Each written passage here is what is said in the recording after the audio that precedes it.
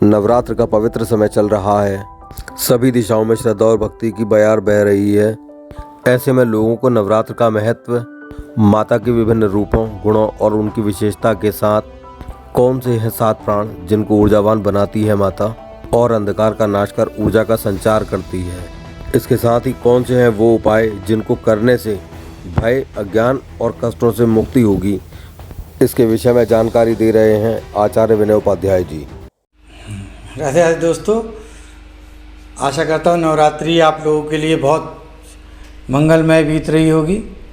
और क्यों ना बीते, माता का पर्व है, शक्ति का पर्व है, हर्षोल्लास के साथ इसे मनाना भी चाहिए। हम बात करते हैं नवरात्रि के मूल विषयों के बारे में कि नवरात्रि है क्या। तो आप लोग दुर्गा सप्तशती का पाठ करते होंगे, उसमें आप लोगों ने देखा होगा कि माता के दुर्गा सप्तशती पाठ में 3 चरित्र हैं। प्रथम चरित्र, फिर मध्यम चरित्र, फिर उत्तम चरित्र। अब माता ने अपने आप को 3 रूपों में दर्शाया है, सत, रज और तम। अब माता के तीनों अलग अलग गुण हैं, परंतु माता एक ही हैं, लेकिन तीनों गुणों से अलग नहीं है। वो तीनों गुण एक समाहित होकर ऊर्जा का रूप लेते हैं। एक ही ऊर्जा 3 गुणों में विभक्त है, ये मान सकते हैं। अब माता के नवरात्रों में विशेष क्या है, नवरात्र की विशेषता क्या है, इसके विषय में अगर हम चर्चा करते हैं तो हमें सबसे पहले ये जानना पड़ेगा कि हमारे अंदर प्राण कितने हैं। हमारे अंदर 7 प्रकार के प्राण हैं, जिसमें से पहला प्राण है मूलाधार चक्र, जिसमें प्रथम दिन देवी विद्यमान, प्रथम दिन उसको ऊर्जावान करती है। फिर अगली ज्योति प्राण की जलाती है, जो स्वाधिष्ठान। मूलाधार चक्र वास्तविकता जीवन की दिखाता है। स्वाधिष्ठान चक्र प्रेम, दूसरा चक्र जिसे प्रेम चक्र, वो प्रेम तत्व को दर्शाता है। तीसरा चक्र मणिपूरा चक्र, जो आत्मा का प्रतिनिधित्व करता है, जो 7 प्राणों की रक्षा करता है। चौथा चक्र अनाहत चक्र, जो हमारे अंदर की ज्ञान को विस्तृत करता है, उसके विस्तार की शक्ति, उसके अंदर के विस्तार की शक्ति को प्रदान करता है।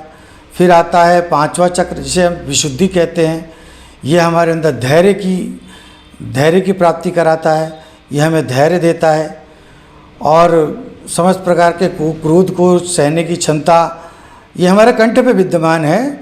भगवान शंकर भी इसीलिए क्रोध को इसीलिए धारण कर लेते हैं, मतलब सह लेते हैं। उनसे ज़्यादा किसी चीज़ को सहने की क्षमता किसी, वो तो विष तक कुछ सह गए। बस विशुद्धि चक्र आपका, जिसे थ्रोट ग्लैंड भी कहते हैं, तो विशुद्धि चक्र, तो ये विशुद्धि चक्र जो है हमारे अंदर धैर्य की क्षमता को देता है। फिर आता है आज्ञा चक्र, छठा चक्र। ये 5 चक्रों पे, 5 तत्व यानी कि पंच तत्व यानी कि 5 चक्रों पे नियंत्रण करने की शक्ति प्रदान करता है, छठा चक्र। और फिर आता है 7वां चक्र। 7वां चक्र सहस्त्रार्थ चक्र है। सहस्त्रार्थ चक्र हमारे अंदर ज्ञान का प्रतीक है, ज्ञान का कुंज है, जहाँ समस्त ज्ञान आके एकत्रित होता है, जो शून्य स्थान है, जहाँ शून्य हो जाता है, जहाँ त्रिकाल भूत भविष्य वर्तमान तीनों एक हो जाते हैं, जहाँ सत, रज और तम तीनों एक शक्ति के रूप में विद्यमान हो जाते हैं, जहाँ ऐसी शक्ति का प्रवाह होता है जो ऊर्जा प्रदान करती है, उस ऊर्जा से ये जो है प्रकाशित हो जाता है।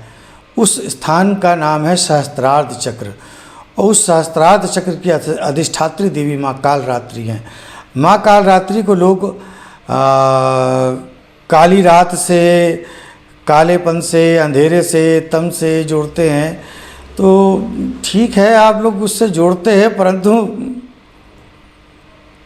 आपका जोड़ना ठीक है, लेकिन उद्देश्य कुछ अलग है।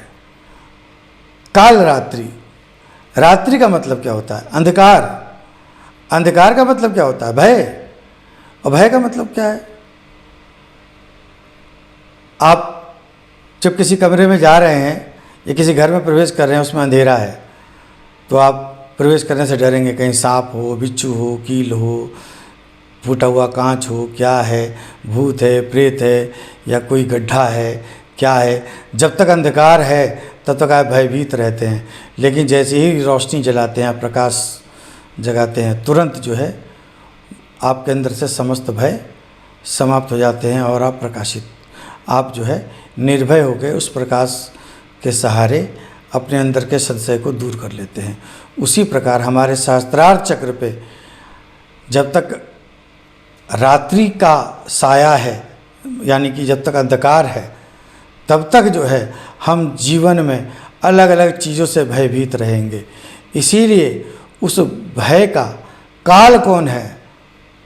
वो जो माता हैं काल रात्रि। उन्हें काल रात्रि इसीलिए कहा गया कि वो उस अंधकार का नाश कर वहाँ पे ऊर्जा का प्रवाह उत्पन्न करती, वहाँ ऊर्जा, वहाँ प्रकाश को उत्पन्न करती हैं। वही माँ काल रात्रि हैं। और माँ काल रात्रि को प्रसन्न करने के 3 बिल्कुल सरल साधन हैं। पहला कि आप कल नहा धो के शुद्ध जैसे पूजन करते हैं आप पूजन करें और माता को गुड़ का भोग लगाएं, और जितना हो सके गुड़ आप ब्राह्मणों को दान करें। दूसरा कि आप किशमिश और शहद मिलाकर चीटी, थोड़ी सी किशमिश और शहद मिलाकर चीटियों, जहाँ चीटियाँ हों वहाँ पे वो डाल दें, और एक